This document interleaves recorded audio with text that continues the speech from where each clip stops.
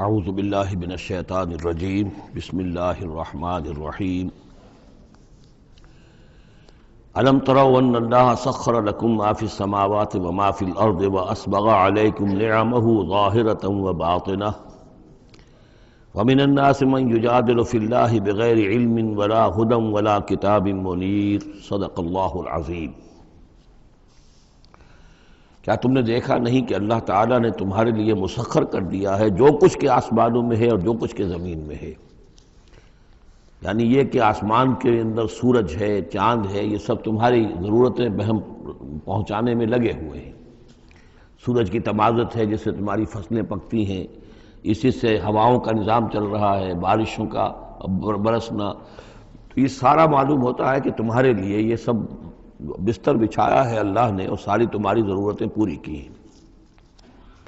وَأَسْبَغَ عَلَيْكُمْ نِعَمَهُ، اور اس نے تم پر اپنی ساری نعمتیں مکمل کر دی ہیں، پوری کر دی ہیں۔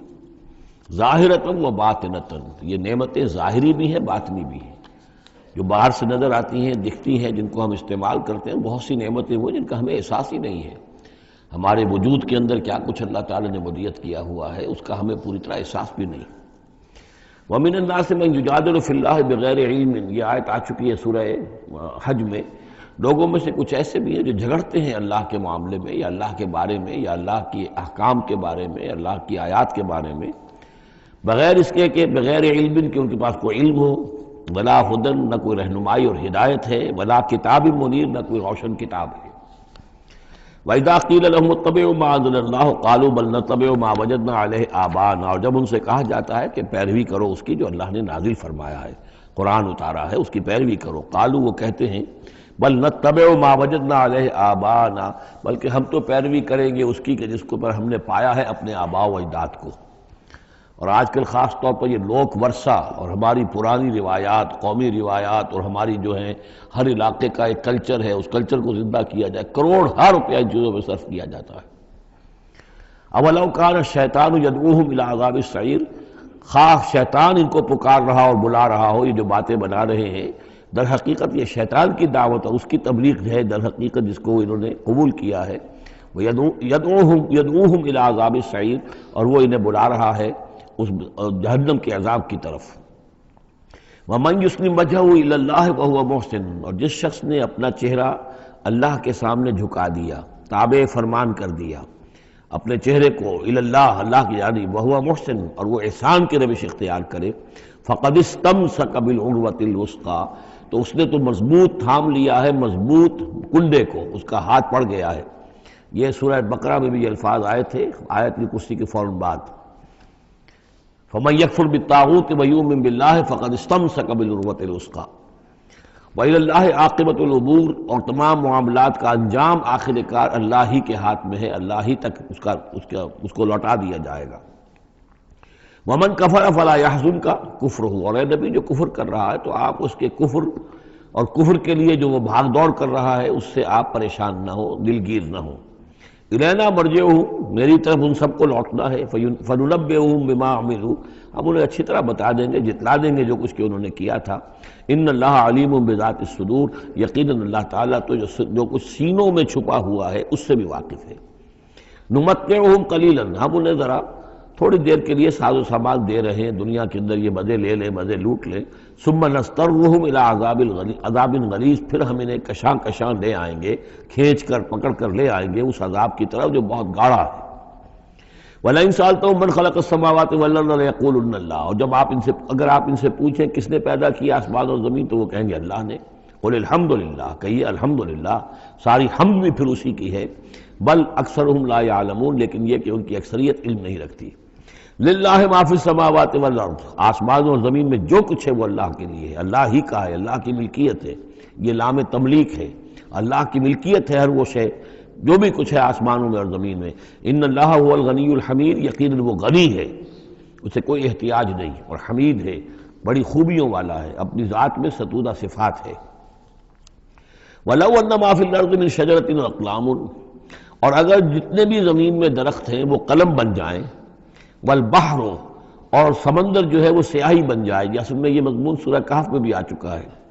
قل لو كان البحر مدادا لكلمات ربي ولنفد البحر قبل ان تنفد كلمات ربي ولو جئنا بمثله مددا، اگر پورا سمندر جو ہے میرے رب کے کلمات کو لکھنے کے لیے سیاہی بن جائے تو وہ سیاہی سمندر ختم ہو جائے گا، لیکن یہ کہ میرے رب کی کلمات ختم نہیں ہوں گے چاہے اتنا ہی سمندر اور لے آیا جائے۔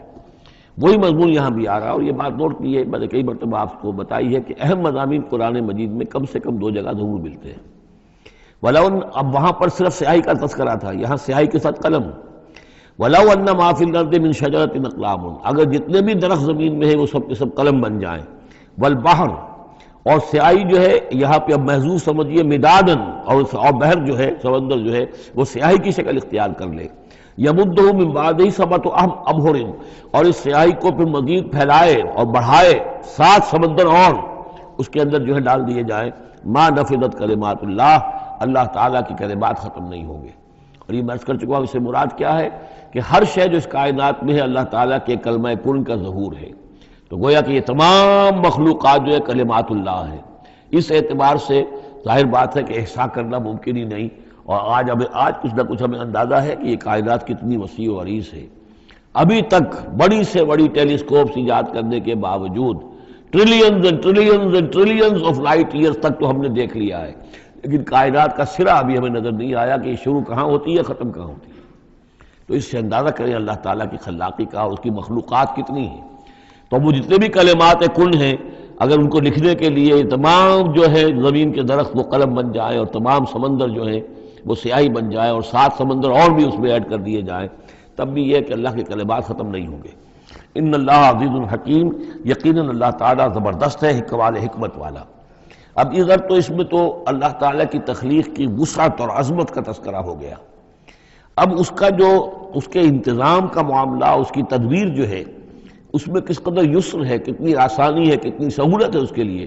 یعنی اس کائنات کو جیسے کہ سورہ بقرہ میں آیت الکرسی میں بھی آیا تھا وَلَا يَئُودُهُ حِفْظُهُمَا، یہ آسمانوں اور زمین کی حفاظت اس پر کوئی بھاری نہیں ہے، مشکل نہیں ہے، اس کو جو ہے اس کے تھامنے میں، اس کے چلانے میں کوئی اس کے لیے یہ کام بوجھل نہیں ہے، وزنی نہیں ہے۔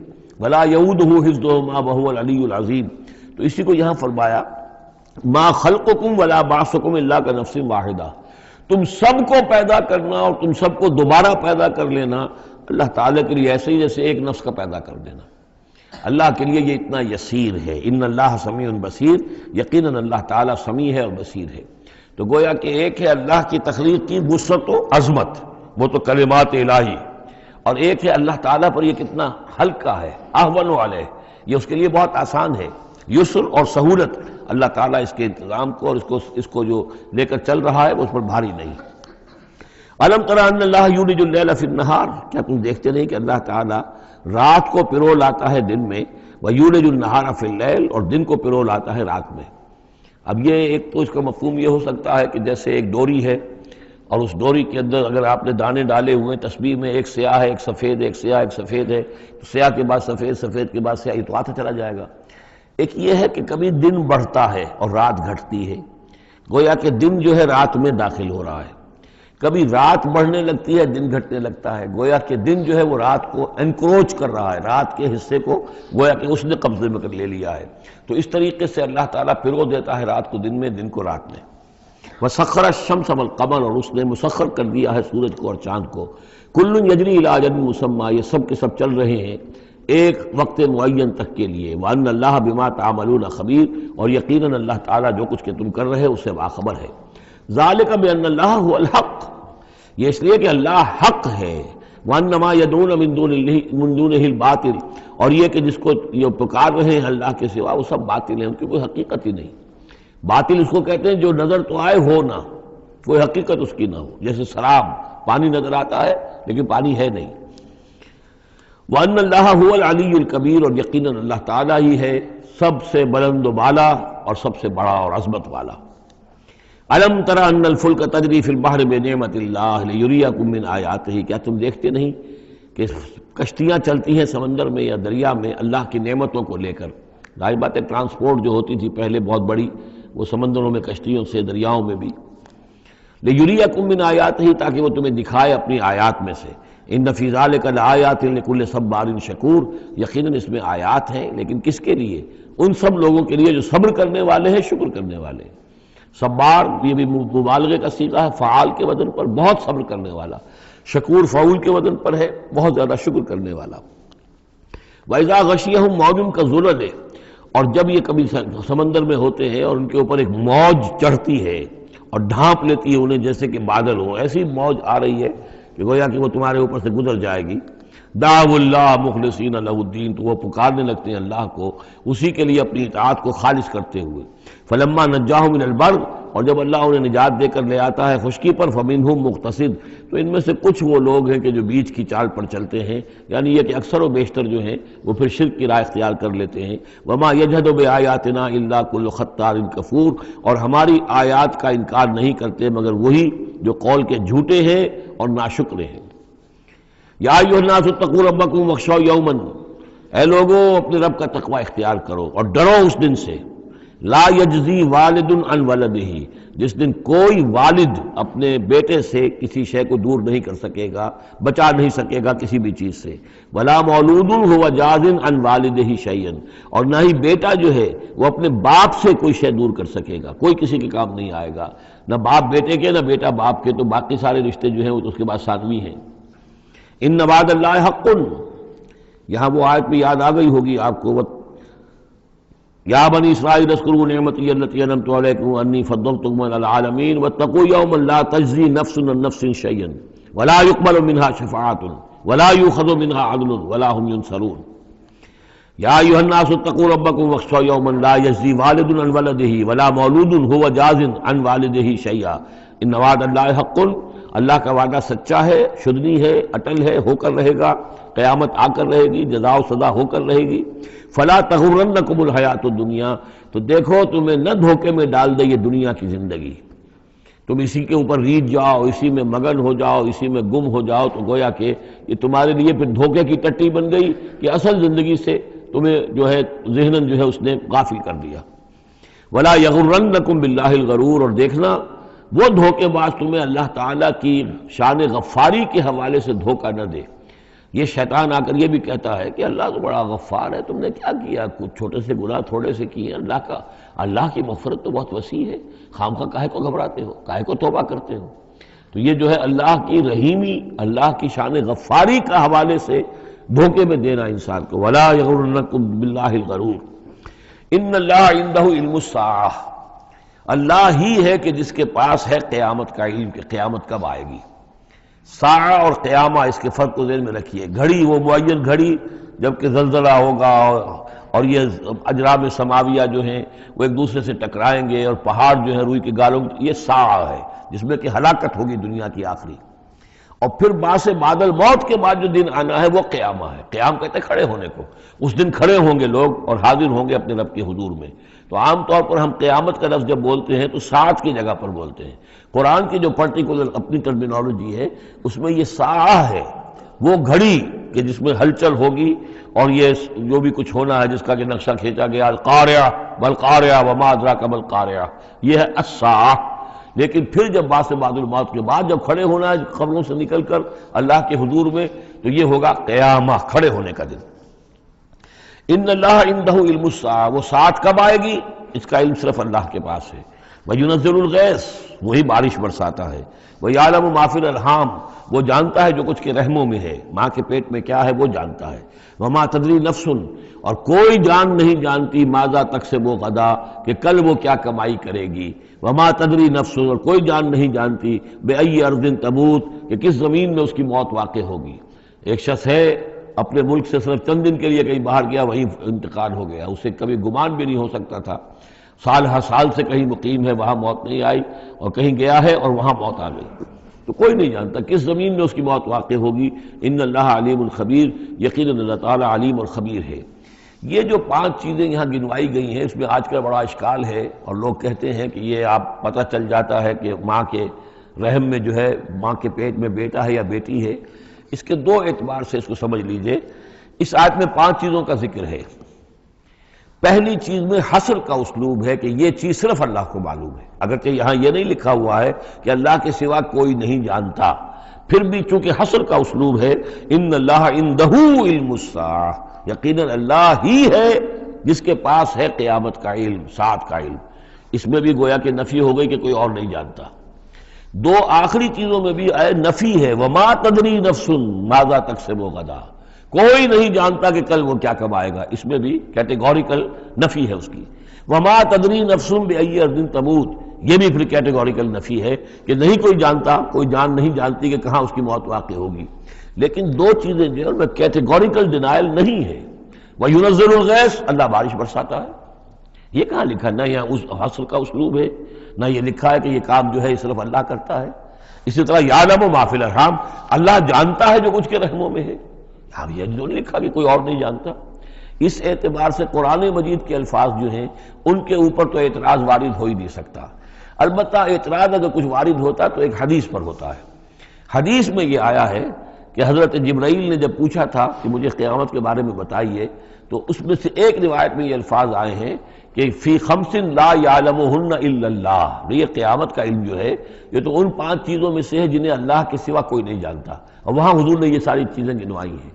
اس کا جو ہے جواب وہ یہ ہے کہ رحم میں کیا ہے اس کا صرف ایک پہلو ہمیں معلوم ہوا ہے کہ وہ بیٹا یا بیٹی ہے، باقی جو کچھ ہے اس کے نہ معلوم کتنے پہلو ہیں، کتنا ذہین ہے، کس قدر فطین ہے، اس کے اندر کیا اوصاف ہے، اس میں کیا صلاحیتیں ہیں، شقی ہے یا سعید ہے، نیکوکار ہوگا بدکار ہوگا، کیا پتہ ہے، یا ہوگا یا ہوگی۔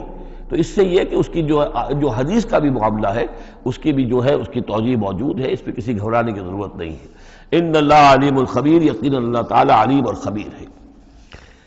سورۃ السجدہ، اب یہ سورہ مبارکہ آئی ہے، یہ 3 رکوعوں پر مشتمل ہے، اور اس میں بڑا ردم بہت تیز ہے، اور یہ ذہن میں رکھیے گا کہ یہ حضور کی بہت محبوب صورتوں میں سے ایک صورت ہے، اس لیے کہ آپ کا یہ رواج، آپ کا یہ معمول تھا کہ آپ جمعے کے روز صبح فجر کی پہلی رکعت میں اس سورہ سجدہ کی تلاوت فرمایا کرتے تھے۔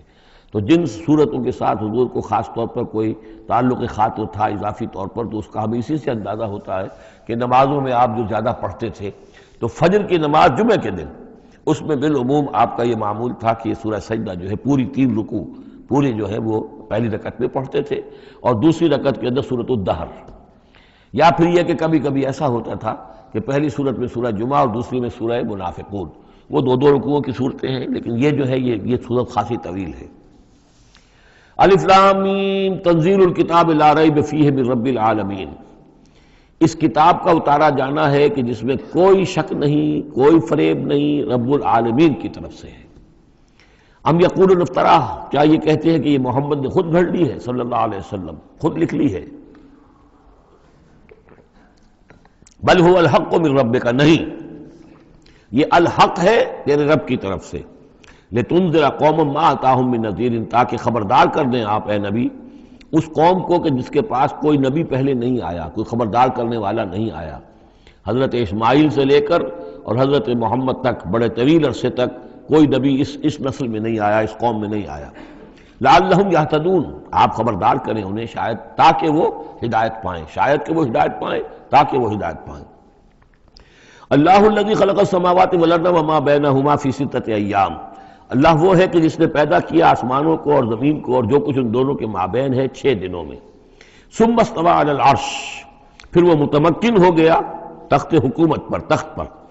ما لکم من دونہ من ولی، نہیں ہے تمہارے لیے اس کے مقابلے میں من ولی ولا شفیع، یہاں دون کا لفظ جو ہے مقابلے میں، اس کے خلاف، یعنی جب کہ وہ پکڑے تمہیں سزا دینا چاہے تو اس کے اس فیصلے کے کوئی آڑے نہیں آ سکتا، نہ کوئی ولی اور نہ کوئی شفیع۔ افلا تتذکرون، تو کیا تم تذکر نہیں کرتے، سمجھتے نہیں ہو، عقل سے کام نہیں لیتے؟ یدبر الامر من السماء الى الارض، وہ تدبیر کرتا ہے امر کی آسمان سے زمین کی طرف۔ ظاہر بات ہے کہ اللہ تعالیٰ کے جو فیصلے ہوتے ہیں، اور اس میں ایک تو ہے 1000 سال کا ایک نقشہ ہے جو اللہ بناتا ہے، پلاننگ ہے، جو اللہ کا ایک دن ہے، لیکن یہ کہ ہمارے حساب سے جو 1 سال ہے اس کے لیے بھی جو لیلۃ القدر آتی ہے وہ در حقیقت وہ اس سال کا بجٹ سیشن ہے کہ اس 1000 سال میں سے اس سال کے اندر کیا کیا ہونا ہے۔ تو اس طریقے سے اللہ تعالیٰ کا جو عالمی حکومت کا نظام ہے اس میں اس طریقے کی پلاننگ ہے. یدبر الامر من السماء الی الارض، وہ تدبیر کرتا ہے اپنے امر کی آسمان سے زمین کی طرف. فرشتے اترتے ہیں احکام کو لے کر کہ اب یہ کام یہاں پر ہونے ہیں، یہ امپلیمنٹیشن ہونی ہے. ثم یعرج الیہ، پھر وہ چڑھتا ہے اس کی جانب. جب یہ کام ہو گئے تو رپورٹیں جو ہیں وہ اللہ تعالیٰ کی جناب میں پھر پیش ہونے کے لیے جا رہی ہیں. فی یومن، اور یہ سارا معاملہ ہے ایک دن میں. مقدارہ الف سنۃ مما تعدون، جس کی مقدار ہے تمہارے حساب سے جو تم گنتی کرتے ہو تو 1000 برس. اب یہ سورہ حج میں بھی یہ آیت آ چکی ہے، ان یومن عند ربک کالف سنۃ مما تعدون. تیرے رب کا ایک دن جو ہے وہ تمہارے حساب کے 1000 سال کے برابر ہے. اور یہاں پر بھی یہ آ گیا کہ یہ تدبیر امر کے سلسلے میں اس کائنات میں جو بھی اللہ تعالیٰ کا فیصلہ ہوتا ہے تو وہ ہر 1000 سال کے لیے اس کا ایک نقشہ بن جاتا ہے. ذالک عالم الغیب والشہادۃ، وہ ہستی ہے جاننے والی ہر چھپی چیز کی اور ہر سامنے کی چیز کی. العزیز، جو زبردست ہے، الرحیم، رحم فرمانے والی ہے. الذی احسن کل شیء، جس نے کہ جو شے بنائی، کل شیء خلقہ، جو شے بھی اس نے بنائی بہت خوبصورت بنائی، بہت عمدہ بنائی. اس کی خلقت میں کوئی نقص تم نہیں دکھا سکتے، کہیں کوئی کوتاہی نہیں دکھا سکتے. وبدأ خلق الانسان من طین، اور انسان کی تخلیق کا آغاز کیا گارے سے. یہ تخلیق کا آغاز تو گارے سے ہوا، یا تو یہ کہ وہ آدم کی تخلیق جو ہے وہ جو جن مراحل سے ہو کر گزری ہے اس کو ہم کئی دفعہ دیکھ چکے ہیں، یا جیسے کہ میں نے سورہ مومنون کے شروع میں عرض کیا کہ خود ہر انسان کی بھی جو تخلیق ہو رہی ہے اس کا بھی اصل تو جو ہے کہ باپ کے جسم میں جو نطفہ بن رہا ہے تو وہ بھی تو ظاہر بات ہے کہ زمینی جو غذا ہے اور وہ مٹی ہی کی کشید جو ہے وہی چیزیں ہیں کہ جس کے ذریعے سے وہ اس کا نطفہ بنتا ہے. لیکن اس کے بعد ثم جعل نسلہ من سلالۃ من ماء مہین، پھر یہ جو نسل چلی ہے آدم کی علیہ الصلوۃ والسلام، اب یہ چلی ہے اس بے قدر پانی کی کہ نچڑا ہوا پانی جو ہے سلالۃ من ماء مہین، اس سے اب یہ نسل آگے چل رہی ہے. پہلا مرحلہ آدم کا مٹی سے آدم تک، اب آدم سے آگے جو تناسل کا معاملہ چل رہا ہے نوع انسانی کا، ریپروڈکشن جس نظام سے ہو رہی ہے اس کا یہ نسل جو ہے اس میں یہ ذریعہ بن رہا ہے.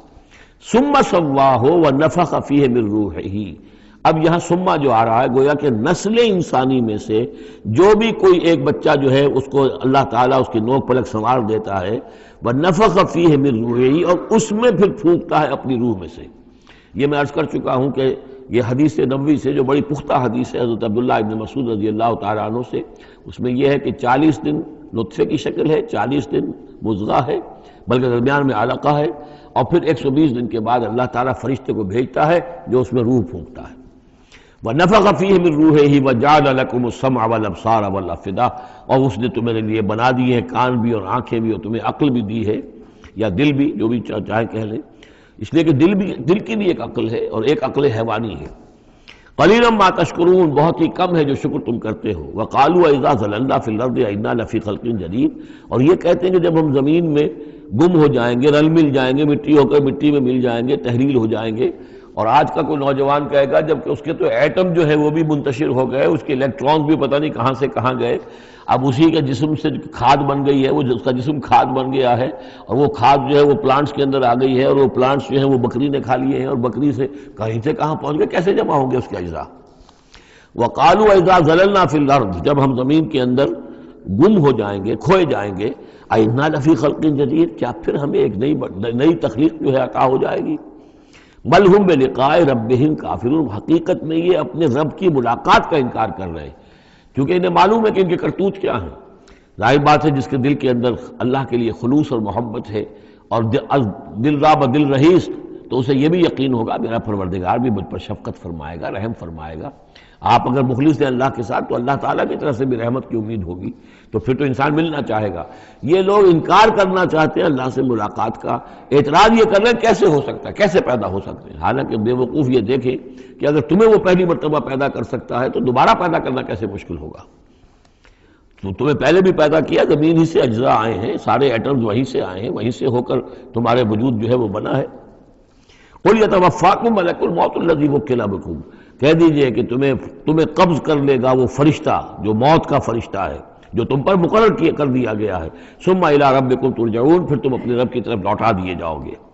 وَلَوْ تَرَىٰ إِذِ الْمُجْرِمُونَ نَاكِسُو رُءُوسِهِمْ، اور کاش کہ تم دیکھ سکو وہ منظر جبکہ یہ مجرم کھڑے ہوں گے سر ڈالے ہوئے اپنے پروردگار کے سامنے، ربنا ابصرنا وسمعنا، وہ کہیں گے پروردگار اب ہم نے دیکھ لیا، حقیقت ہم پر منکشف ہو گئی، اب ہم نے سن لیا، ہر بات جو ہے ہم نے پا لی، فرجینا، تو ایک دفعہ ہمیں دنیا میں لوٹا دے، نعمل صالحا، اب ہم نیک عمل کریں گے، انا موقنون، اب ہمیں یقین آ گیا، ایمان کیا، ایمان سے بھی آگے کی بات، اب تو پورا یقین ہمیں حاصل ہو گیا، وَلَوْ شِئْنَا لَآتَيْنَا كُلَّ نَفْسٍ هُدَاهَا، اگر اسی طرح ہم نے ہدایت دینی ہوتی پردے اٹھا کر تو دنیا ہی میں ہم سب کو جو ہے ہدایت دے دیتے۔ اب فائدہ جو ہے اب ایمان لانے کا کوئی فائدہ نہیں ہے، اب تو جزا کا وقت ہے، یہ اب وہ امتحان کا وقت ختم ہو چکا۔ وَلَوْ شِئْنَا لَآتَيْنَا كُلَّ نَفْسٍ هُدَاهَا وَلَكِنْ حَقَّ الْقَوْلُ مِنِّي، لیکن میری طرف سے تو یہ میرا فیصلہ جو ہے یہ ثابت ہو چکا ہے، پختہ ہے، صادر ہو چکا ہے، لَأَمْلَأَنَّ جَهَنَّمَ مِنَ الْجِنَّةِ وَالنَّاسِ أَجْمَعِينَ، کہ میں جہنم بھی تو میں نے بنائی ہے نا، آخر اس کے لیے بھی مجھے ایندھن چاہیے، تو اب تو یہ کہ تم لوگ اس کا ایندھن بنو گے، اب تو میں جنات اور انسان جو بھی تھے، جو باغی تھے ہمارے، اب ان کو اس جہنم کے اندر جھونک کر رہیں گے، فَذُوقُوا بِمَا نَسِيتُمْ لِقَاءَ يَوْمِكُمْ هَذَا، اب چکھو ذرا مزہ اس چیز کا جو تم نے آج کے دن کی ملاقات کا انکار کیا یا اسے نظر انداز کیے رکھا، انا نسیناکم، ہم نے بھی اب تمہیں نظر انداز کر دیا، اب ہم سے بات نہ کرو، لا تکلمون، اب ہم مجھ سے بات نہ کرو، وذوقوا عذاب الخلد بما کنتم تعملون، اور جو کچھ تم کرتے رہے اس کی پاداش میں اب ہمیشگی والا عذاب چکھو۔ انما یؤمن بآیاتنا الذین اذا ذکروا بها، میری ایمان رکھنے والے تو ہماری آیات پر وہ لوگ ہیں کہ جب انہیں ہماری آیات کے ذریعے سے تذکیر کی جاتی ہے، نصیحت کی جاتی ہے، انہیں سنائی جاتی ہے، خروا سجدا، وہ سجدے میں گر پڑتے ہیں، وہ سبحوا بحمد ربہم، اور وہ اپنے پروردگار کی حمد کے ساتھ تسبیح کرتے ہیں، وہم لا یستکبرون، اور وہ گھمنڈ نہیں کرتے، تکبر نہیں کرتے۔ یہ آیت سجدہ ہے۔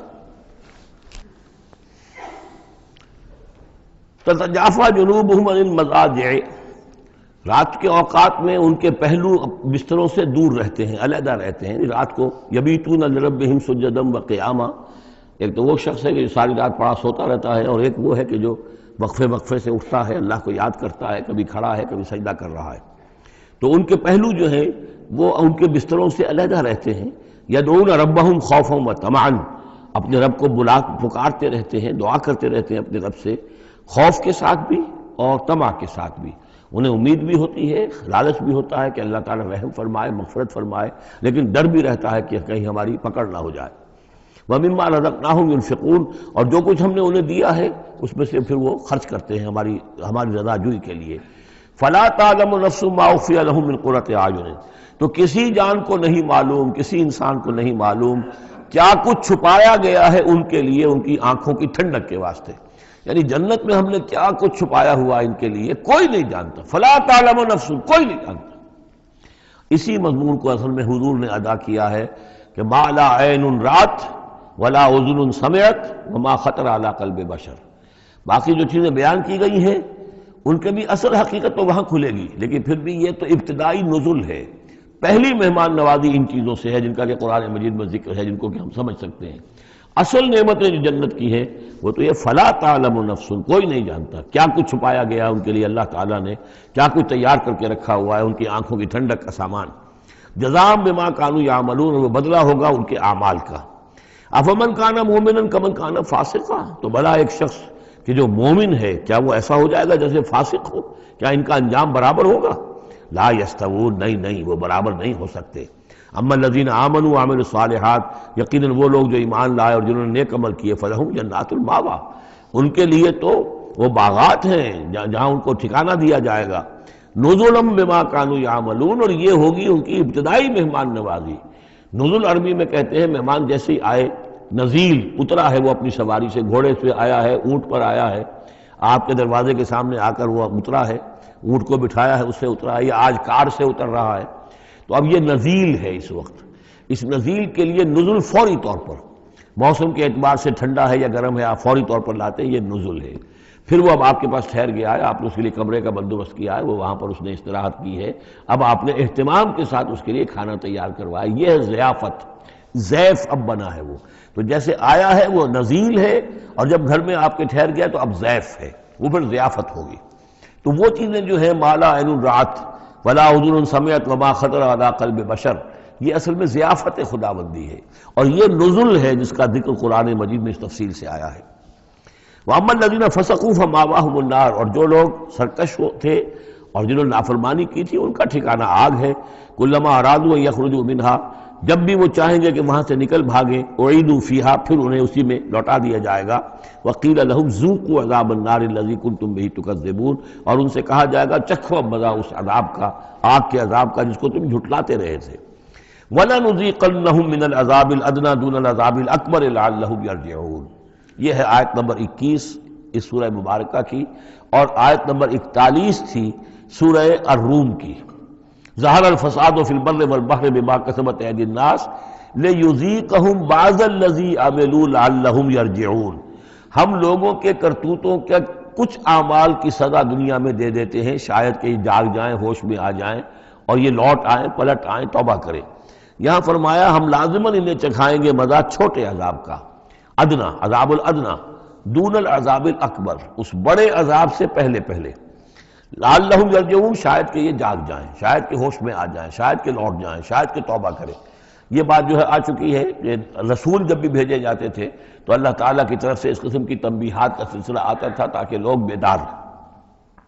وَمَنْ أَظْلَمُ مِمَّنْ ذُكِّرَ بِآيَاتِ رَبِّهِ ثُمَّ أَعْرَضَ عَنْهَا، اس سے بڑھ کر ظالم کون ہوگا جس کو نصیحت کی گئی اب اس کے رب کی آیات کے حوالے سے پھر بھی اس نے اعراض کیا۔ یعنی ایک تو نصیحت کوئی کر رہا ہے، وہ اپنا جو فلسفہ بھگار رہا ہے یا کوئی اپنی عقل لڑا رہا ہے، اپنی منطق لڑا رہا ہے، ایک یہ کہ اللہ کی آیات کے ذریعے سے تذکیر کر رہا ہے، پھر بھی اس سے اعراض کریں۔ ثم اعرض عنها انا من المجرمین منتقمون، ایسے مجرموں سے تو ہم انتقام لے کر رہیں گے۔ وَلَقَدْ آتَيْنَا مُوسَى الْكِتَابَ فَلَا تَكُنْ فِي مِرْيَةٍ مِّن لِقَائِهِ، اور ہم نے موسیٰ کو کتاب دی تھی، اور یہ جملہ متردہ بیچ میں آیا ہے کہ اے نبی آپ بالکل شک میں نہ رہیے اس کی ملنے سے یا اس کی ملاقات کے۔ اس کا ایک ترجمہ یہ کیا گیا ہے کہ شب معراج میں حضرت موسیٰ سے بھی حضور کی ملاقات ہوئی تھی، تو اس کی طرف اشارہ ہے کہ آپ کی جو ملاقات ہوئی تھی وہ موسیٰ ہی سے ہوئی تھی، اس میں کوئی شک نہ کیجیے۔ لیکن زیادہ جو قرین قیاس ہے اور جو سیاق و سباق کے ساتھ مناسبت رکھتا ہے وہ یہ ہے، تو اے نبی آپ بالکل کوئی شک نہ رکھیں اس بات میں کہ جو کتاب موسیٰ کو دی گئی تھی وہ واقعتاً اللہ کی طرف سے تھی، کتاب کا ملنا اللہ کی طرف سے تھا، اور اس قرآن کا ملنا جو آپ کو ملی ہے یہ بھی اللہ کی طرف سے ہے۔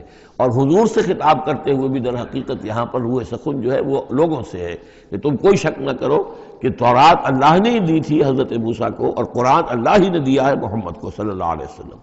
وَجَعَلْنَاهُ هُدًى لِبَنِي اسرائیل، اور اس کو ہم نے ٹھہرایا تھا، بنا دیا تھا ہدایت، رہنمائی بنی اسرائیل کے لیے۔ وَجَعَلْنَا مِنْهُمْ أَئِمَّةً يَهْدُونَ بِأَمْرِنَا لَمَّا صَبَرُوا، اور ان میں سے پھر ہم نے ایسے امام اٹھائے، پیشوا اٹھائے، رہنما اٹھائے کہ جو لوگوں کو ہمارے حکم سے وہ ہدایت کرتے تھے، رہنمائی کرتے تھے، تورات کی تعلیم کرتے تھے، تورات کو سمجھاتے تھے، نیکی کا حکم دیتے تھے، امر بالمعروف و نہی عن المنکر کرتے تھے۔ لما صبروا، لیکن یہ کام وہ کر سکتے تھے جب خود صبر کی روش اختیار کر لیں۔ اگر آدمی اپنی تمام توانائیاں اور قوتیں زیادہ سے زیادہ عیش، زیادہ سے زیادہ دولت جمع کرنے پر کرے گا تو وقت کہاں سے لائے گا ان کاموں کے لیے؟ اور اس کام کے لیے تو ظاہر بات ہے آپ کو بدی پر کسی کو روکنا ہے، ٹوکنا ہے، نہیں منکر کرنا ہے تو کوئی صبر بھی کرنا پڑے گا، کوئی مصیبت بھی آئے گی، کوئی تکلیف بھی آئے گی، کوئی آپ کو ستائے گا بھی، گالیاں دے گا، اور اگر حکومت کے خلاف آپ نے کوئی بات کہی ہے تو حکومت آپ کو سزا دے گی۔ لہذا صبر کے بغیر یہ کام نہیں ہوتے۔ وَجَعَلْنَا مِنْهُمْ أَئِمَّةً يَهْدُونَ بِأَمْرِنَا، اب ہر شخص کے ہم میں سے یہ خواہش پیدا ہونی چاہیے کہ اللہ تعالیٰ ہمیں بھی، اگر بنی اسرائیل میں سے اللہ تعالیٰ نے بہت سے لوگ ایسے اٹھا دیے جن کی یہ تعریف کی جا رہی ہے، جعلنا منہم ائمۃ یہدون بامرنا لما صبروا، اللہ تعالیٰ ہمیں توفیق دے کہ ہم بھی اس امت مسلمہ میں اسی کام کے کرنے والے بن جائیں، تاکہ لوگوں کو خیر کی طرف بلائیں، حق کی طرف دعوت دیں، لیکن اس کے لیے اپنے لیے صبر اختیار کرنا ضروری ہے۔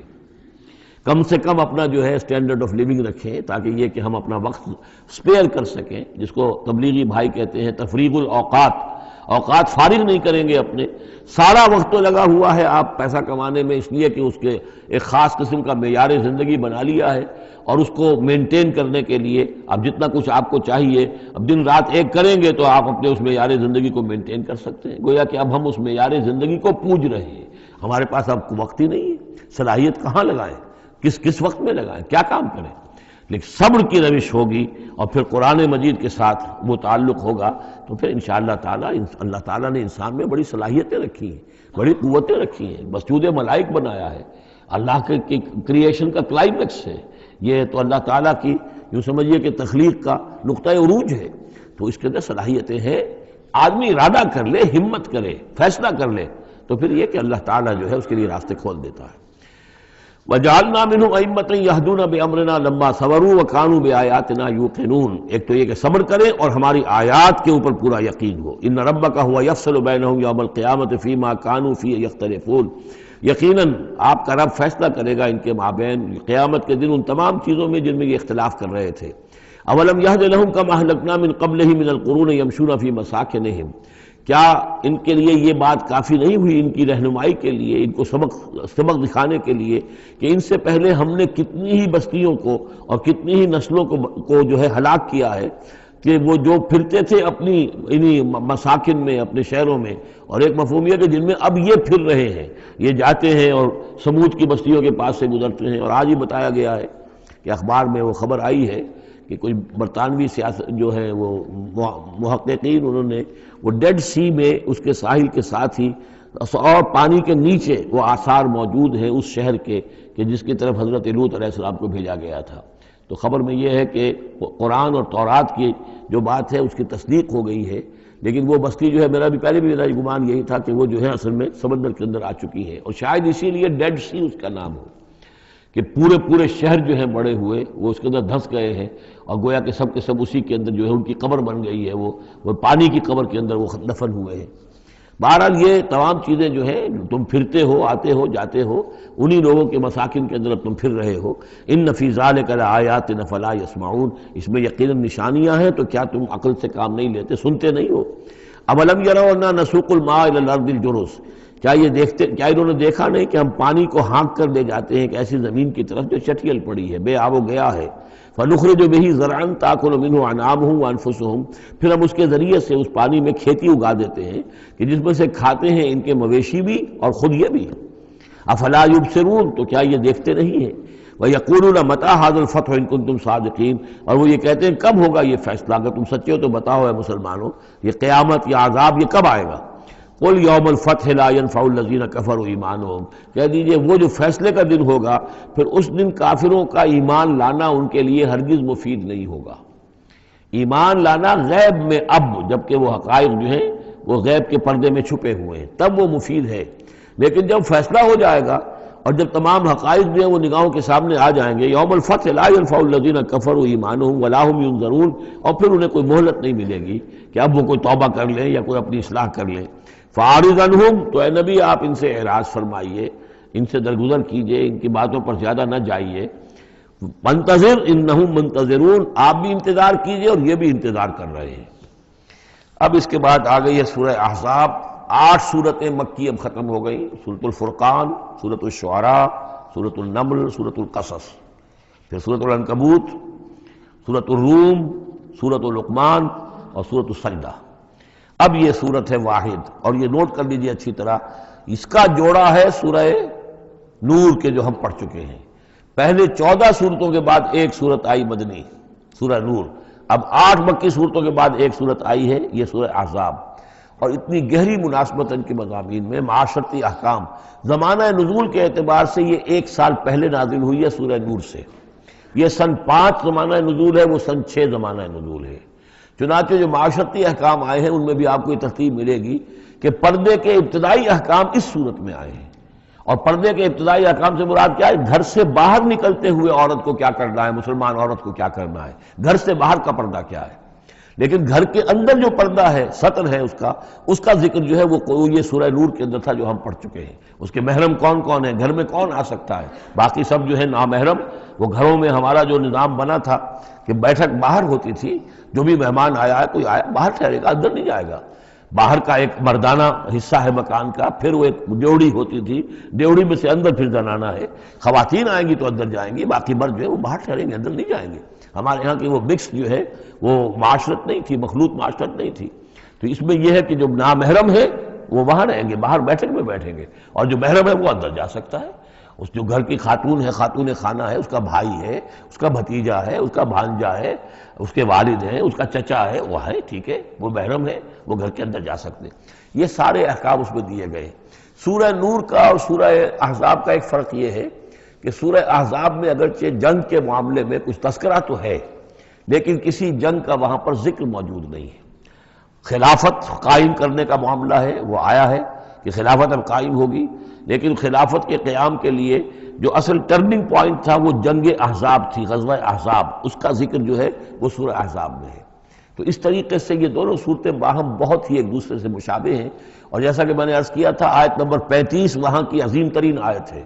اللہ نور السماوات والارض مثل نورہ کمشکات فیہا مصباح المصباح فی زجاجہ، یہ جو آیت ہے پوری وہ عظیم ترین آیت ہے ایمان کی حقیقت پر۔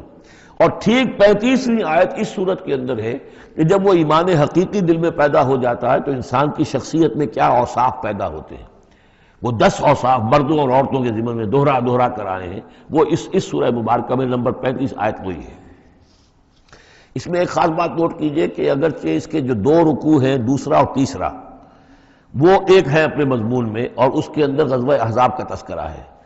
پہلا رکوع جو ہے وہ پھر چوتھے کے ساتھ جا کر ملے گا، جیسے کہ ہم نے دیکھا تھا سورہ توبہ کے اندر بھی کہ پہلا رکوع پھر چوتھے کے ساتھ جا کر ملتا تھا، اس کے مضامین جو ہے اس کے ساتھ ملتے تھے۔ درمیان میں جو ہے 2 رکوع آ گئے تھے کہ جو 1 سال پہلے نازل ہوئے، جو کہ یعنی فتح مکہ سے پہلے نازل ہوئے، لیکن اس کے بعد وہ جو نازل ہوئے ہیں سن 9 کے اندر، اس کے اندر جو ہے وہ پہلا رکوع کی 6 آیات اور اس کے بعد پھر چوتھا اور 5واں رکوع ہے۔ بالکل وہی آپ کو ترتیب یہاں ملے گی، اس لیے کہ قرآن کا اسلوب یہ ہے کہ خاص جو موضوع ہوتا ہے کسی صورت کا، اس سے متعلق آیات کو پہلے نکال کر رکھ دیتے ہیں۔ جیسے سورہ انفال میں بھی ہم نے دیکھا یسألونک عن الانفال قل الانفال للہ والرسول، اگرچہ وہاں پھر بات کو چھوڑ دیا گیا، پھر جا کر وہ صورت کے وسط میں مضمون آ رہا ہے۔ اس میں ایک خاص جو مضمون آیا ہے وہ یہ ہے کہ حضور صلی اللہ علیہ وسلم نے جو شادی کی حضرت زینب سے رضی اللہ تعالی عنہ، حالانکہ حضرت زینب جو ہے اس سے پہلے حضور ہی کی فرمائش پر ان کی شادی کی گئی تھی حضرت زید ابن حارثہ سے۔ زید ابن حارثہ رضی اللہ تعالی عنہ حضور کے غلام تھے، اور حضور نے انہیں آزاد کر کے اپنا بیٹا بنا لیا تھا، تو محبت بہت تھی حضور کو حضرت زید ابن حارثہ سے۔ لیکن یہ ہے کہ ایک تو منہ بولا بیٹے کی کا قرآن میں نفی آ گئی کہ منہ بولے بیٹے کی کوئی حیثیت نہیں ہے، اسلام میں اس کی کوئی قانونی اور شریعت کے اندر اس کا کوئی مقام نہیں۔ بیٹا تو وہی ہے کہ جو آپ کے صلب سے ہے۔ دوسرے یہ کہ اب منہ بولے بیٹے کی بیوی جب حضرت زید نے طلاق دی تو آیا منہ بولے بیٹے کی بیوی سے کوئی شخص جو ہے وہ نکاح کر سکتا ہے؟ کیا وہ محرمات عبدیہ میں سے ہے؟ تو عرب میں رواج یہ تھا کہ چونکہ وہ منہ بولے بیٹے کو بھی سمجھتے تھے کہ جیسے اصلی بیٹا ہے، تو جیسے یہ کہ جو سلبی بیٹا ہے اس کی بیوی سے اگر اس نے طلاق دے دی ہو یا فرض کیجئے بیٹا فوت ہو گیا ہو، تب بھی یہ ہے کہ اس کی جو بیوی ہے بیوہ ہے یا مطلقہ ہے اس سے وہ شخص شادی نہیں کر سکتا، شوہر جو فوت ہو گیا ہے یا جس نے طلاق دی اس کا باپ۔ تو یہاں پر اس پہ بڑا طوفان اٹھا، بلکہ یہ کہ حضور کو خود اندیشہ تھا۔ حضور نے ایک طرح سے کہہ کے بہت کہہ سن کر حضرت زینب کو آمادہ کیا تھا کہ وہ شادی کر لیں۔ زینب جو ہے رضی اللہ تعالیٰ عنہ اونچے گھرانے کی، بنو ہاشم کی خاندان سے تعلق رکھنے والی، اور حضرت جو زید ابن حارثہ تھے ان پر غلامی کا داغ لگ چکا تھا۔ تو عرب کی ایک خاص جو ہے ان کے ہاں ایک سوچ تھی، ان کا ایک مزاج تھا، ان کی روایات تھیں، لیکن بہرحال حضرت زینب نے حضور کی فرمائش پر وہ نکاح کر لیا، لیکن یہ کہ ان میں نباہ نہیں ہو سکا۔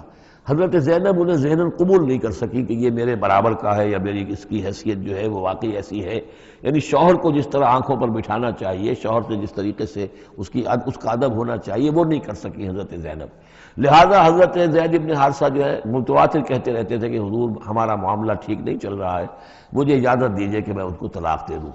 حضور روکتے تھے کہ ایک تو میں نے اس کو کہہ سن کر شادی کروائی، وہ تو اس کے لیے آمادہ بھی نہیں تھی، نہ گھر والے آمادہ تھے، لیکن میرے کہنے سے شادی کر لی انہوں نے۔ اب یہ طلاق دیں گے تو طلاق کا داغ لگے گا ان کے اوپر اور صدمہ ہوگا، تو حضور روکتے رہے۔ لیکن شاید یہ بھی دل میں آپ کے خیال تھا کہ اگر خدا نہ خواستہ زید نے طلاق دے ہی دی تو پھر زینب کی دل جوئی اس کے بغیر ممکن نہیں ہوگی کہ میں خود پھر ان سے شادی کروں، لیکن میں کیسے شادی کروں گا جبکہ میں نے تو زید کو اپنا منہ بولا بیٹا بھی کہا تھا، تو اس حوالے سے تو سکینڈل بن جائے گا، اور پورے لوگ جو ہیں دشمن تو موجود ہیں، مارے آستین منافقین بھی موجود تھے، وہ اس کو ایک ایشو بنا لیں گے میرے خلاف۔ یہ ہے پس منظر جو پہلے رکوع میں آ رہا ہے۔ یا ایھا النبی اتق اللہ، اے نبی اللہ کا تقوی اختیار کیجئے، ولا تطع الکافرین والمنافقین، اور کافروں اور منافقوں کی باتیں نہ مانیے۔ میں آپ کو عرض کروں اطاعت امر صرف حکم دینے کو نہیں کہتے بلکہ مشورے کو بھی کہتے ہیں، اور اطاعت صرف کسی کا حکم ماننے کو نہیں کہتے، کسی کی بات کو وزن دینا، توجہ سے سننا، یہ بھی اس میں شامل ہے۔ وَلَا تُطِعِ الْكَافِرِينَ وَالْمُنَافِقِينَ، آپ ان کافروں اور منافقین کی بات کا دھیان نہ کریں۔ ان اللہ کان علیما حکیما، یقیناً اللہ تعالی علیم ہے اور حکیم ہے۔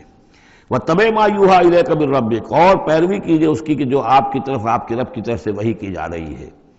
ان اللہ کان بما تعملون خبیرا، اور جو کچھ تم کرتے ہو اللہ اس سے واقف ہے۔ وتوکل علی اللہ، اور اللہ پر توکل کیجئے۔ وکفیٰ باللہ وکیلا، اور اللہ ہے کافی ہے آپ کے توکل کے لیے، آپ کے لیے سہارا۔ یعنی یہ کہ آپ لوگوں کی جو پروپیگنڈا ہوگا اس کا اندیشہ ہے آپ کو، اس کا بالکل دھیان نہ کیجئے۔ ما جعل اللہ لرجل من قلبین فی جوفہ، اللہ تعالیٰ نے کسی انسان کے دل میں دو دل نہیں رکھے، کسی کے سینے میں، کسی کے پیٹ میں، یہاں پہ جوف جو ہے خالی جگہ کو کہتے ہیں، تو سینے کے اندر، کیونکہ یہ کیویٹی کہلاتی ہے، چیسٹ کیویٹی، اور پھر دوسری جو ہے ایبڈومینل کیویٹی ہے، تو اس میں دو دل نہیں رکھے ہیں، مطلب دل ایک ہی ہوتا ہے۔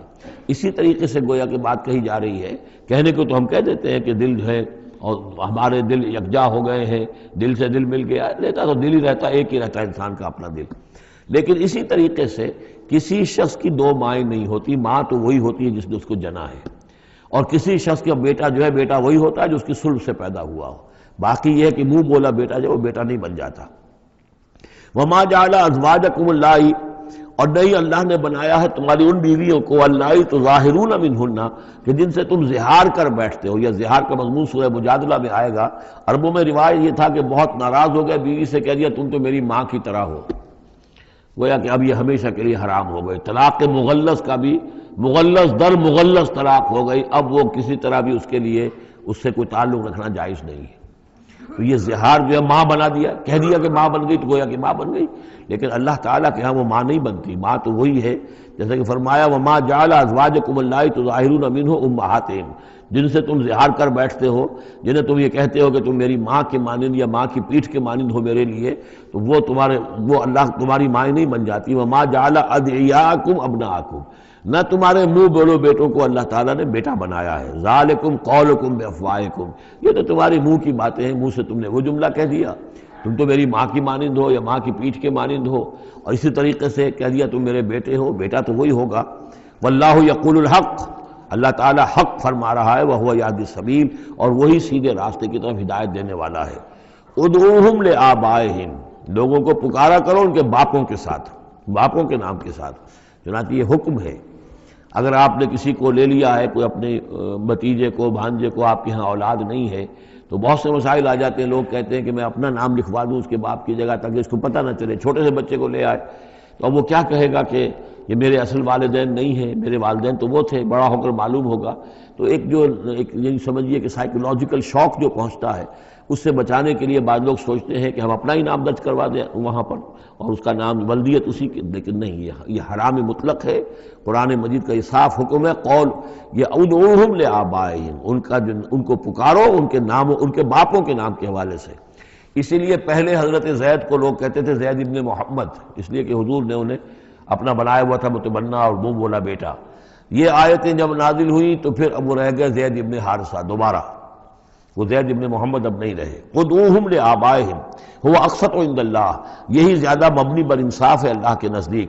فإن لم تعلموا آباءهم فإخوانكم في الدين، اور اگر تم جانتے نہیں ان کے باپ کو، کہیں کوئی بچہ جو ہے چھوٹا سا بچہ کہیں مل گیا ہے، معلوم نہیں، نہ اس کو ہوش تھا، ایسا ہوا ہے پارٹیشن کے وقت بہت ہوا ہے، پوری گاڑی جو ہے آ رہی تھی، سب کے سب جو ہے وہ قتل کر دیے گئے، کوئی بچہ کہیں پر زندہ مل گیا ہے، اور ایسے لوگ، ان سے ملاقات بھی ہوئی ہے ایک صاحب سے لاہور میں، اب ان کو کسی نے لے کر پال لیا ہے، ٹھیک ہے، لیکن یہ کہ اگر اب معلوم نہیں کہ ان کے باپ کا نام کیا ہے، کوئی نہیں جانتا، نہیں ہے اگر تم اس کے باپ کا نام نہیں جانتے، فَإِن لَمْ تَعْلَمُوا آبَاءَهُمْ فَإِخْوَانُكُمْ فِي الدِّينِ وَمَوَالِيكُمْ، وہ تمہارے دینی بھائی شمار ہوں گے اور وہ تمہارے رفیق ہیں، تمہارے موالی ہیں۔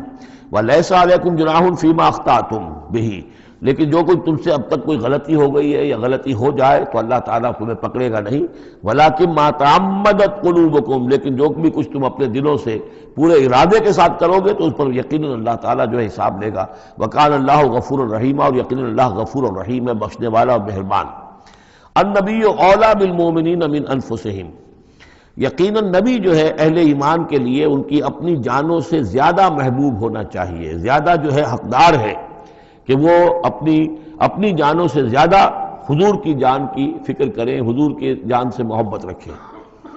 وَأَزْوَاجُهُ أُمَّهَاتُهُمْ، اس میں یہ ہے کہ یہاں پر یوں سمجھیے کہ گویا کہ محذوف یہ ہے کہ وَهُوَ أَبٌّ لَهُمْ، یعنی حضور جو ہے رسول جو ہے وہ ان کے لیے بمنزلہ باپ ہے۔ اس کے لیے ایک حدیث بھی موجود ہے کہ میرا مقام تم سب کے والد کی حیثیت سے، جیسے کہ فرمایا گیا ازواجہ امہاتہم، ابھی آ رہا ہے کہ اس کی جو بیویاں ہیں نبی کی وہ تمام مسلمانوں کی مائیں ہیں۔ اسی لیے ہم ام المومنین حضرت عائشہ، ام المومنین حضرت خدیجہ الکبریٰ، ام المومنین حضرت صفیہ، تو یہ تمام جو ہیں صفیہ ہیں، تو یہ سب کی سب جو ہے ام المومنین ہیں۔ تو النبی اولیٰ بالمومنین من انفسہم وہو اب لہم، ان کے لیے باپ کے درجے میں ہے۔ بلکہ یہ کہ یہ بعض جو ابتدائی قاری تھے وہ تو اس کے ساتھ پڑھتے بھی تھے اس کو، وازواجہ امہاتہم، اور اس کی بیویاں جو ہے وہ ان کی ماؤں کا درجہ رکھتی ہیں۔ وَأُولُو الْأَرْحَامِ بَعْضُهُمْ أَوْلَىٰ بِبَعْضٍ فِي کتاب اللہ، باقی یہ ہے کہ جو رحمی رشتے ہیں، جو سگے بہن بھائی ہیں، رحمی جن کے رشتے ہیں، وہ اللہ کی کتاب میں، شریعت میں وہ ایک دوسرے سے قریب تر ہیں۔ یہ الفاظ آ چکے ہیں سورہ انفال کی بھی آخری آیت کہ جو اپنے بھائیوں کے ساتھ جو بھی بھلا سلوک کرو، انصاری اور مہاجر بھائی بن گئے تھے، انہوں نے اپنی زندگی میں اپنے گھر تقسیم کر دیے یا اپنی دکانیں تقسیم کر دی، وہ ٹھیک ہے۔ زندگی میں جو بھی تم چاہو، الا ان تفعلوا الی اولیاءکم، تم اپنے بندوں کے ساتھ جو خیر بھی کرنا چاہو اپنے بھائیوں اور دوستوں کے ساتھ کرو، لیکن وراثت میں ظاہر بات ہے منہ بولے بھائی کا کوئی حصہ نہیں، منہ بولا بیٹے کا کوئی حصہ نہیں۔ اور وہ جو بنا دیے گئے تھے انصاری اور مہاجر آپس میں بھائی، وہ بھائی چارہ جو ہے وہ بھی وراثت کے اندر نہیں چلے گا۔ وراثت جو ہے وہ تو جو اصل رحمی رشتے ہیں انہی میں ہے۔ وَأُولُو الْأَرْحَامِ بَعْضُهُمْ أَوْلَىٰ بِبَعْضٍ فِي کتاب اللہ مِنَ الْمُؤْمِنِينَ وَالْمُهَاجِرِينَ، اہل ایمان اور مہاجرین، ان سب کا معاملہ یہی ہے۔ اِلَّا أَن تَفْعَلُوا إِلَىٰ أَوْلِيَائِكُمْ مَعْرُوفًا، ہاں تم اپنے دوستوں کے ساتھ کوئی نیک سلوک کرو، بھلائی کرو، ان کو کچھ اپنے زندگی کے اندر تم اگر کچھ ہبہ کرنا چاہتے ہو ہبہ کر سکتے ہو، یہ سارے کام ہو سکتے ہیں، لیکن قانون اور شریعت اور وراثت اس میں ان کا کوئی حصہ نہیں۔ کان ذالک فی الکتاب مستورا، یہ تمام چیزیں جو ہے کتاب میں پہلے سے لکھی ہوئی ہیں، اس لیے بھی کہ یہ چیزیں جو آ چکی ہیں اول تو یہ کہ تورات میں بھی ہوں گی، لیکن سورہ نساء میں بھی یہ باتیں آ چکی ہیں، اسی طریقے سے سورہ انفال میں بھی آ چکی ہیں۔ وَإِذْ أَخَذْنَا مِنَ النَّبِيِّينَ مِيثَاقَهُمْ، اور ذرا یاد کرو جب کہ ہم نے لیا تھا انبیاء سے ایک میثاق۔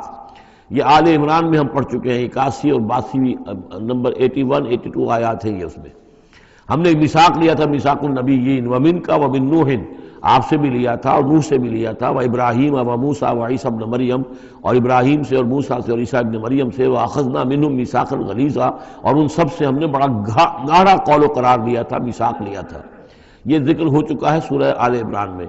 اور یہاں بھی نوٹ کیجئے، اگر ہم یہ نہ مانیں کہ یہ ارواح کا معاملہ ایک علیحدہ وجود ہے اور یہ پہلے پیدا کر دیے گئے تھے، تو میثاق کب لیا گیا؟ ان سب کو کیسے جمع کیا گیا؟ وہ تو ایک میثاق الست جو ہے تمام ارواح سے لیا گیا، الست بربکم، پھر ان میں سے جو وہ تھے جنہیں نبوت ملنے والی تھی، روح محمدی بھی موجود تھی اور روح ابراہیم بھی تھی، روح عیسیٰ بھی تھی، یہ ساری ارواح تھی، ان سے پھر ایک ایڈیشنل جو میثاق لیا گیا۔ وہ ظاہر بات ہے کہ جب تک کہ آپ روحانی وجود کا علیحدہ سے ہونا اس کو تسلیم نہیں کرتے، تو قرآن مجید کے یہ سارے مضامین جو ہیں پھر کہیں گے استعارہ ہے، تو استعارہ رہ جائے گا، پھر کوئی حقیقت ثابت نہیں رہے گی۔ لِيَسْأَلَ الصَّادِقِينَ عَنْ صِدْقِهِمْ، تاکہ اللہ تعالیٰ پوچھ لے سچوں سے ان کے سچ کے بارے میں، اور گویا کہ آگے محذوف ہے وَالْكَاذِبِينَ مِنْ كِذْبِهِمْ، اور جو جھوٹے ہیں ان سے ان کے جھوٹ کے بارے میں سوال کر لے، تاکہ اللہ تعالیٰ پوری طرح پوچھ گچھ کر لے سچوں سے ان کے سچ کے بارے میں۔ وَعَدَّ لِلْكَافِرِينَ عَذَابًا أَلِيمًا، اور یقیناً اس نے کافروں کے لیے ایک بہت دردناک عذاب تیار کیا ہوا ہے۔ یہ پہلا رکوع یہاں پر ختم ہو گیا، یہ 8 آیات کا ہے۔ اس کے بعد اب یہ مضمون چلے گا 2 رکوعوں کے بعد چل کر، دوسرے تیسرے کے بعد چوتھے رکوع کے ساتھ۔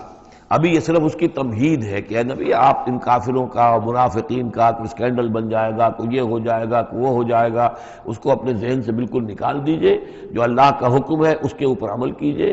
آپ کے لیے وہ نکاح کرنے میں قطعاً کوئی قباحت نہیں ہے، اور اللہ تعالیٰ نے تو گویا کہ آپ کو حکم دے دیا، اس لیے کہ وہ آ جائے گا کہ ہم نے تو وہ شادی آپ کی کر دی ہے، ہمارے حکم سے یہ حضرت زینب کے ساتھ آپ کا نکاح جو ہے طے پا چکا ہے۔ اس کے بعد 2 رکوع جو ہے ان میں ذکر ہو رہا ہے غزوہ احزاب کا۔ ہمارے پاس چند منٹ ہیں تو غزوہ احزاب کا جو تاریخی پس منظر ہے وہ میں بیان کر دیتا ہوں، باقی اس سے آگے ہم پڑھیں گے انشاءاللہ تعالیٰ کل۔ یہ غزوہ ہوا ہے سن 5 میں، اور اس کے لیے جو ہے بڑا اہتمام ہوا ہے۔ سب سے پہلے تو یہ کہ بنو نذیر جو نکال دیے گئے تھے مدینے سے اور وہ پھر جا کر خیبر وغیرہ میں آباد ہو گئے تھے، اب انہیں مدینے کی یاد آتی تھی، انہیں ستاتی تھی یاد مدینے کی، وہ واپس آنا چاہتے تھے، وہ چاہتے تھے کہ مسلمانوں سے انتقام لے۔ تو انہوں نے پھر یہ ہے، اور اس میں خاص طور پر وہ ابو عامر راہب جس کا تذکرہ ہم پڑھ چکے ہیں سورہ توبہ کے اندر، انہوں نے جو ہے بڑی محنت کر کے ایک طرف قریش کو آمادہ کیا کہ وہ حملہ کریں، دوسری طرف یہ ہے کہ جو نجد کے قبائل تھے غطفان وغیرہ ان کو آمادہ کیا۔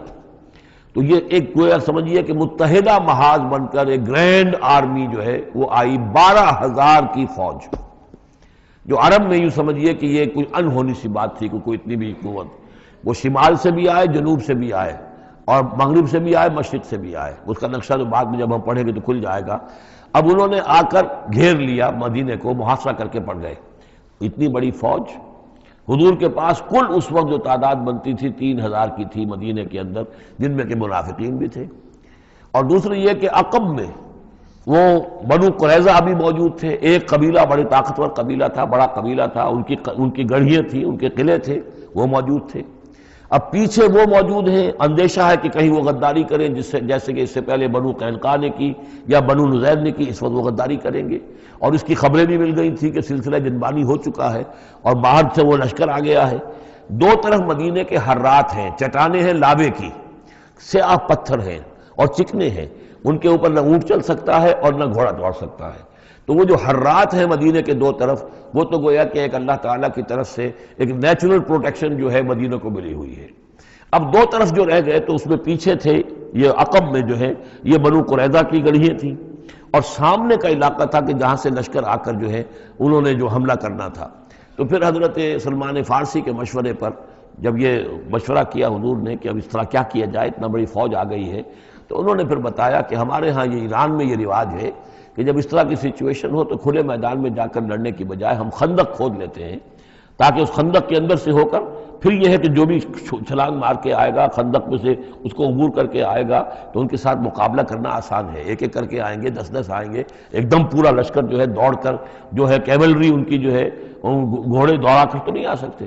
تو اس حوالے سے پھر خندق کھودی گئی، بہت ہی یعنی رسد کم تھا، فاقے لوگوں کو ہو رہے تھے، 2 3 دن کے کھانے کو کچھ نہیں ملا، سردی شدید تھی۔ اس موسم میں پھر طے ہوا کہ خندق کھودو، تو مسلمان خندق بھی کھود رہے تھے، اور اسی دوران یہ خبر بھی مل گئی کہ بنو قریظہ بھی بغاوت پر اور بدعہدی پر آمادہ ہیں۔ یعنی ہر اعتبار سے یہ سمجھ لیجئے کہ اللہ تعالیٰ نے اہل ایمان کے صبر اور امتحان کے لیے ایک بہت ہی سخت خوفناک صورت پیدا کر دی۔ اگرچہ اس کے بعد ہوا کیا، اس میں یہ ہے کہ ایک حضرت نعیم تھے ابو مسعود الاشجعی، نعیم بن ابن مسعود اشجعی، انہوں نے ایک بڑی تدبیر کی، حضور سے آ کر اجازت بھی دی، اشجعی قبیلے کے تھے، وہ باہر کے تھے، مدینے کے نہیں تھے، کہ حضور اگر آپ مجھے اجازت دیں تو میں ان کے مابین کچھ آپس میں بد اعتمادی پیدا کر دوں۔ بنو قریظہ کے پاس گئے کہ دیکھو تم یہاں رہتے ہو، یہ تو باہر سے آئے ہیں، فرض کریں چلیے آپ یہ سمجھتے ہیں کہ وہ جیت جائیں گے اور محمد اور ان کے ساتھیوں کو تم ختم کر دو گے، لیکن یہ بھی سوچو کہ اگر برعکس ہو گیا 10%، 20%، 30% کوئی امکان ہے کہ نہیں، تو تم کیا کرو گے؟ تمہیں تو یہاں رہنا ہے، پھر محمد کے ساتھ پھر تمہارا معاملہ ہوگا، اور ہو سکتا ہے کہ وہ چھوڑ کر چلے جائیں، پھر تو تم ایسے کرو کہ ان سے مانگو کہ کچھ لوگ ہاسٹیجز تمہیں دیں اپنے، تاکہ ان کو یقین یہ رہے، تمہیں یقین رہے کہ وہ اپنے وعدے سے پھریں گے نہیں، جو بھی وعدہ انہوں نے کیا ہے تمہارے ساتھ مدد کرنے کا، اور تمہارا جو اندر سے تم مسلمانوں پر حملہ کرو گے تو جو کچھ بھی ان کے وعدے وہ پورے کریں گے۔ انہوں نے کہا بات تو ٹھیک ہے، یہ نعیم جو کہہ رہا ہے یہ بات صحیح ہے۔ تو انہوں نے وہ مطالبہ کیا ان سے، قریش سے، اور وہ جو لشکر باہر پڑے ہوئے تھے 12,000 کے، کہ آپ اپنے کچھ آدمی ہمارے پاس بھیجیے تاکہ ہمیں اعتماد رہے، ہمارے پاس وہ رہیں گے ہاسٹیجز کی حیثیت سے، کہ ہمیں یقین رہے کہ آپ اپنی بات پوری کریں گے۔